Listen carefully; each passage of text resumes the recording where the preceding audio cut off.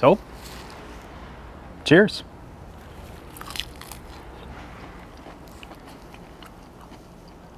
That was a good rib.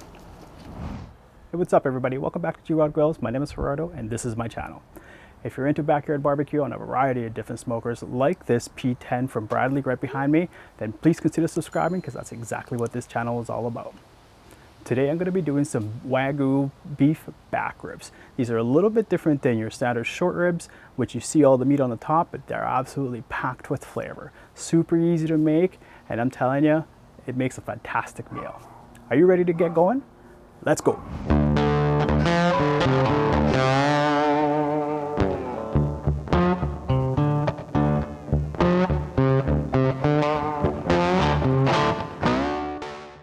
All right, here we go. So here I've got a rack of beef Wagyu back ribs. So you can see in some of this here, there's quite a bit of marbling all throughout the meat. It's hard to tell because there's a lot of hard fat on top as well. But you'll see the marbling there. That's gonna give us some amazing flavor throughout. You can kind of see it here as well. This is gonna be absolutely amazing. And you'll see there's not a lot to do in terms of prep here. We do wanna kind of trim out some of these hard fat first, and then we're gonna season it. So let's start by kind of going through this. Now in terms of prepping them on the back side here, I'm not going to remove the membrane, and the reason for that is because I want the membrane to hang on to the meat, and beef in particular. If I take the membrane off, the meat can kind of fall off while we're cooking, and we don't want that happening. It's kind of holding it together. So I'm gonna leave the membrane on, and I'm just gonna kind of trim out some of these little fat pieces that are here, the hard fat. And that's pretty much it. So not a whole lot to do on this side.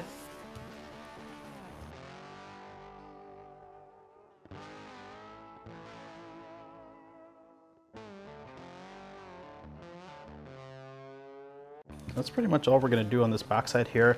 I am going to take off this bone here. You can see there isn't a whole lot of meat left on this. I'm still going to cook it along with the rest of it, but just going to trim it off just so that I know that, so that I'm not kind of burning off some of those ends. I'm going to cook it. It'll probably be done quicker than the rest, but like, you know, there isn't a whole lot here and it's just going to take up a lot of room. So take that off, just leaving the meat end on this side. I'm going to flip it over. And we're gonna do the same to this side. You can see there's obviously a lot more fat on this side than there was on the other. I'm gonna go ahead and trim this up, and again, just removing the hard fat.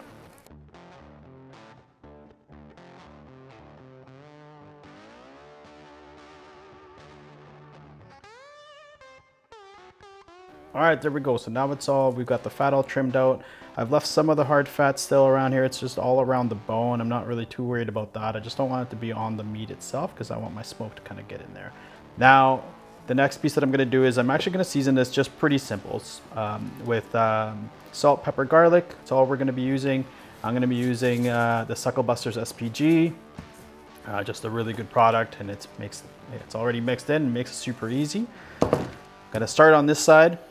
Don't have to use any sort of binder, it's up to you. I do it just force a habit. You can just use the natural moisture from the meat as well. And now I'm just gonna season it. Now this is the underside, so I'm gonna still season it pretty heavily. It's not crazy important that this side gets a whole lot of seasoning because, you know, typically you're not licking the underside of the rib, but it'll be good. Still a nice flavor when you bite into it. I think you definitely want some seasoning there.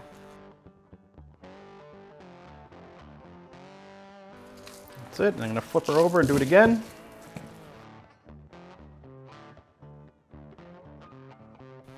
And that's it. That's all we're gonna do for this. So it's all prepped and ready to go. We're gonna let it sit here at room temperature for the next 20 minutes or so, just while I get the P10 ready for smoking. I'm gonna go ahead and put it onto my rack.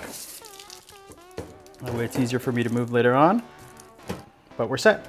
Now I'm gonna go over and get the Bradley started. All right, here we are. So our smoker is up to 250 degrees.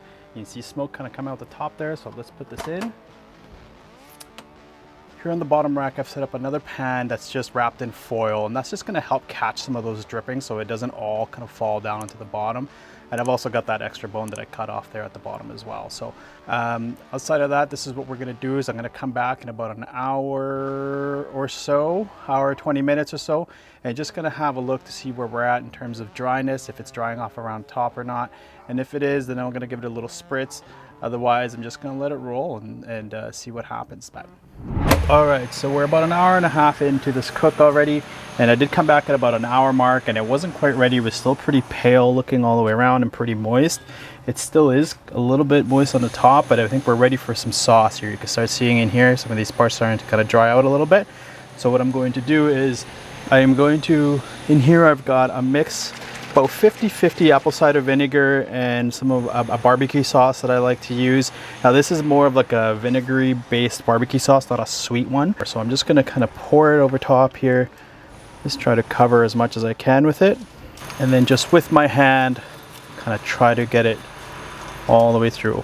This is another reason why you want to make sure that your rub has set before you put a sauce in, is because when you do kind of put the sauce on or any sort of spritz, you don't want to wash off some of this seasoning that you've put in.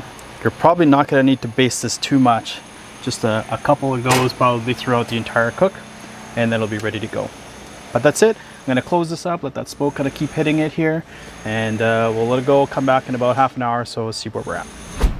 All right, so we're about 2 hours into this cook, 2.5 hours in, and the color on this is looking perfect. So we are ready to wrap. You can see there, nice, beautiful mahogany color, not kind of really no dryness on any one of the sides. Some of those bones starting to kind of pop up, but that's okay. We expected that. But this is looking perfect. So I'm going to take it out and I'm going to go ahead and wrap it. And I'll show you how we do that. All right, so we got this set up here. You can see it's kind of nice and bendy already. Kind of the same kind of test you want to do on a pork rib. That's kind of what you want of this.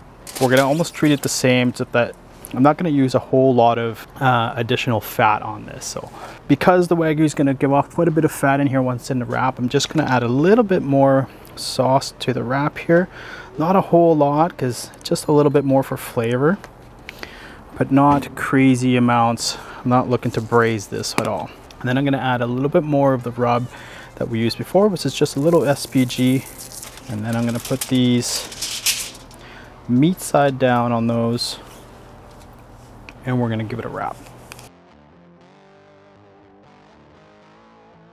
All right, now that it's double wrapped, now we're just going to put it back in the smoker, meat side down this time. Before we had it bone side down, now we're going to put it meat side down again, just like we would do pork ribs.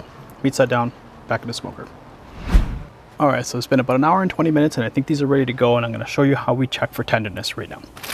So let's open these up.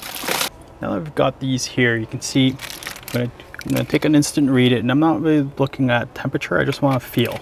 So I'm going to poke through with my instant read, and what I'm feeling for is resistance, and it is going in and out pretty easily here all throughout. I'll show you when it's time to taste them. All right, here we go. So we unwrap these and put them back in for 20 minutes, just unwrap to kind of let them set a little bit, because as they were, when they were wrapped, they were a little moist, so you don't want that on there. You want to set this bark back up. So now it's beautiful. You can see it. Still some little pools of that delicious fat in there. They're just looking great. Super tender. You can see they're just floppy. They look amazing. My mouth is watering. So the next thing that we did was we let them rest for half an hour, and now we're ready to eat. So in order to rest them, I actually just turned off the smoker and left the door closed and let that sit in there for the next, like I said, for about half an hour or so. And that was a rest for me. So it's perfect. These look great. So I'm just gonna go ahead and cut into them. Flip them underneath so I can see.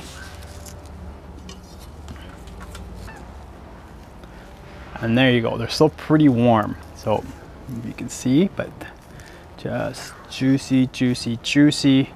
The fat in between here has been fully rendered through, and it is looking awesome. So, cheers. Taste a lot of the salt and the pepper from the rub. We went super basic with this, right? We just used the SPG, and you can taste it. You can actually taste a lot of the smoke in there too. It's just awesome. Everything you want out of a beef rib. right there. Fantastic. That is all you got to do with back ribs. You treat them almost exactly like you do pork side ribs or pork spare ribs, and you just kind of switch up the flavors a little bit because it's beef and not pork. Absolutely amazing. Well, that's all I've got for you today. If you like what you saw, make sure you hit the like button. If you want to see more, make sure you hit that subscribe button and ring the bell so you don't miss out on any content.